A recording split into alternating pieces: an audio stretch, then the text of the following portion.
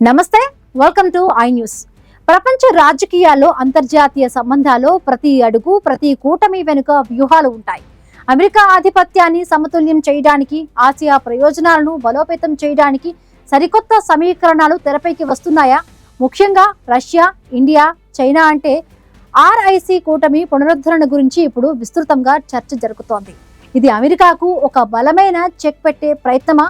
ఈ పరిణామం ప్రపంచ రాజకీయాలపై ఎలాంటి ప్రభావం చూపనుంది?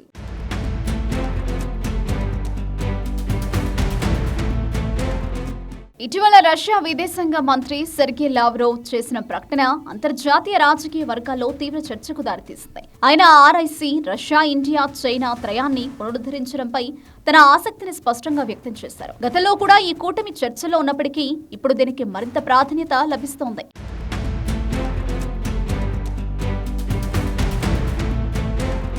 ఈ కూటమి పునరుద్ధరణ వెనుక బలమైన వ్యూహాత్మక ఆలోచన ఉంది. అమెరికా నేతృత్వంలోని పాశ్చాత్య దేశాల ప్రభావం ప్రపంచ వేదికపై పెరుగుతున్న నేపథ్యంలో ఆసియాలోని ప్రధాన శక్తులు తమ ప్రయోజనాలను పరిరక్షించుకోవాలని భావిస్తున్నాయి. ఆర్ఐసి కూటమి అనేది అమెరికా ప్రభావాన్ని సమతుల్యం చేయడానికి, ఆసియా ప్రయోజనాలకు ప్రాధాన్యత ఇవ్వడానికి ఒక బలమైన వేదికగా మారగలదని రష్యా అభిప్రాయపడుతుంది.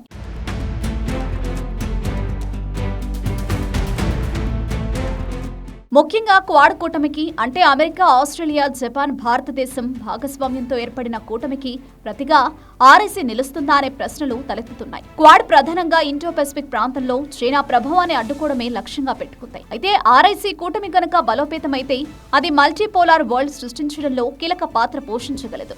భారత్, రష్యా, చైనా ఈ మూడు దేశాలు ప్రపంచంలోనే అత్యంత శక్తివంతమైన ఆర్థిక, సైనిక శక్తులు. ఒకవేళ ఈ మూడు దేశాలు తమ మధ్య సహకారాన్ని పెంచుకుంటే అది ప్రపంచ భౌగోళిక రాజకీయ సమతుల్యతను గణనీయంగా మార్చగలదు. ఇది అమెరికాకు ఒక వ్యూహాత్మక సవాలు విసిరే అవకాశం ఉంది. ఈ పరిణామాలు రానున్న రోజుల్లో ప్రపంచ రాజకీయ ముఖ చిత్రాన్ని ఎలా మార్చనున్నాయో వేచి చూడాలి.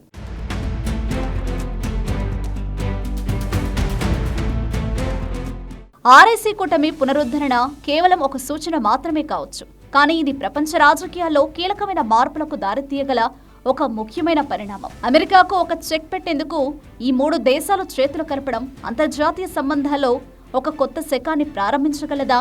కాలమే సమాధానం చెబుతుంది.